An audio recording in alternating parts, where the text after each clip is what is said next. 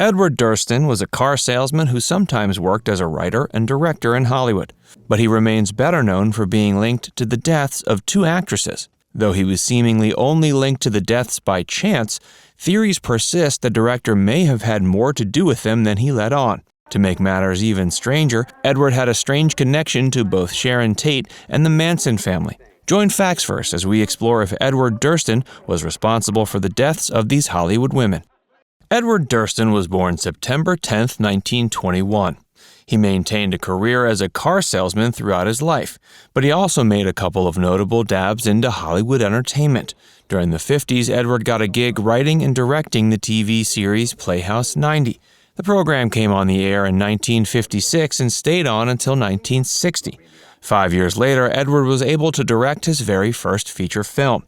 That was called The Love Statue, and its subject matter involved the use of the psychedelic drug LSD. Acid was growing in popularity at the time, particularly in Hollywood circles. The Manson family murders occurred 4 years later during the pre-production stages of Edward's second film. Edward took inspiration from the murders when finalizing the film's script titled I Drink Your Blood. His second feature film was partially inspired by the Manson family murders, but the director also had strange links to both Sharon Tate and the murders themselves. For one thing, Edward was initially a suspect in the Manson family murders, given that he had been an acquaintance of one of the victims. For another, Edward was present at the suicide of a woman who was friends with Sharon Tate before her murder at the hands of the cult.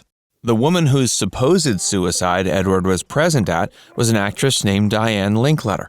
The event was in 1969, the same year as the Manson family murders. Diane was friends with Edward and was also said to have been an acquaintance of Sharon Tate's. Diane was apparently in a poor mental state and called her friend Edward over to console her. Edward claimed Diane had taken LSD the night prior to the suicide, though no LSD was found in her system. Still, it may have already been gone from her system by the time the autopsy was performed. Whether Diane was on LSD when she committed suicide or not, she had a history of using the drug. Her father was famed entertainer Art Linkletter, and he wholeheartedly blamed the illicit substance for the death of his daughter. Art spent his remaining years campaigning against the use of LSD, believing Diane would still be alive if it wasn't for her consumption of the drug. Contrastingly, many speculate that LSD played no cause in the event and that Diane's death was actually a murder perpetrated by Edward Durston. Edward claimed he had calmed Diane down and the two were making cookies when he went into the other room, only to come back and find that Diane was climbing through the window to jump out. According to him, he tried to grab her belt to save her, but failed. She fell to her death. Diane's 21st birthday was several weeks away. She had a promising career ahead of her thanks to her father's connections, and he was understandably devastated. Given that Edward Durston was the last person to see Diane alive, authorities questioned the director about whether or not there had been any foul play. He remained adamant that Diane's death had been a suicide, though he seemed to have trouble maintaining some of the idiosyncratic details of his story. Because of this, authorities became doubly suspicious and decided to make Edward take a polygraph test. Though the results of the test were never made public, Edward was never charged with any crime. While Edward Durston's involvement in the supposed suicide of Diane Linkletter is strange enough, he was also linked to another mysterious death nearly 2 decades later. Hey, if you're enjoying this video so far, be sure to give it a like and subscribe to Facts First for more. And stick around for more about Edward Durston. In 1985, Edward Durston was involved in the death of another woman. This woman was an actress named Carole Wayne, who had become popular thanks to her tenure on The Tonight Show starring Johnny Carson. She had started performing on the late-night series during the end of the 60s and continued for a time into the 70s before being let go when the network reduced Johnny Carson's time from 90 minutes to 60. Carole had performed in various sketches on The Tonight Show, though she didn't find much success in the industry after being let go. Instead, she turned to drugs and alcohol. Over the course of the ensuing time, leading up to 1985, Carole fell deeper under the spell of drugs and alcohol and was rumored to have started up an escort business. It was likely through these means that Carole took up with Edward Durston. Edward and Carole accompanied each other from Los Angeles to a resort in Mexico, and Edward was the only one to return. Edward had left a note on Carole's bags at the airport saying the actress would be by sometime to pick them up, though this never happened. Instead, her corpse was found floating off the beach of the resort.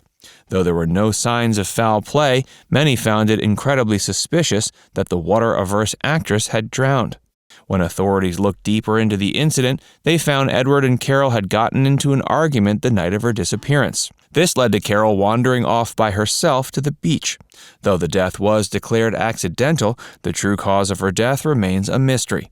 Authorities could not make sense of how she came to drown, as there were no marks on her body indicating she had tripped into the water, nor was there any presence of drugs and alcohol in her system.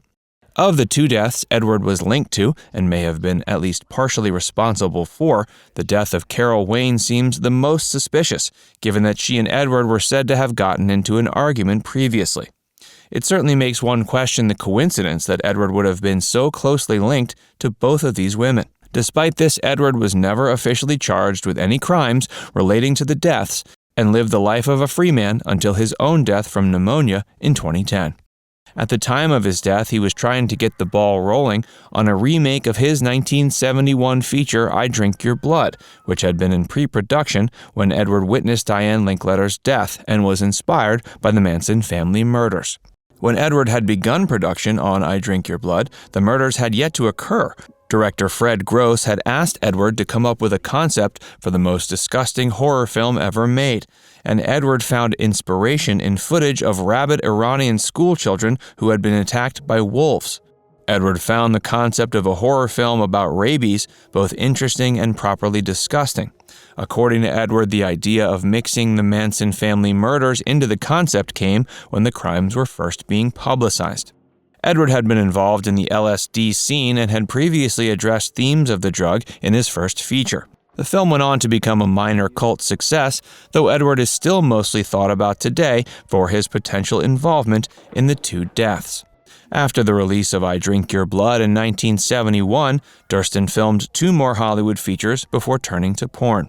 He produced several pornographic films in the late 70s, though one of them was prevented from being released after one of its stars was cast in the Clint Eastwood vehicle Escape from Alcatraz.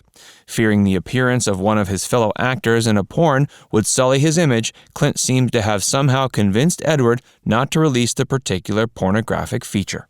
In his later years, Edward spent the majority of his efforts trying to get the ball rolling on the modern remake of I Drink Your Blood, though all plans for such a project were put into a permanent end after the director's 2010 death.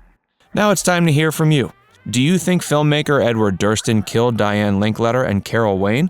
Let us know in the comments section below. And before you go, make sure you give this video a like and subscribe to FactsVerse if you haven't already. Click the bell icon to stay updated on all our latest content.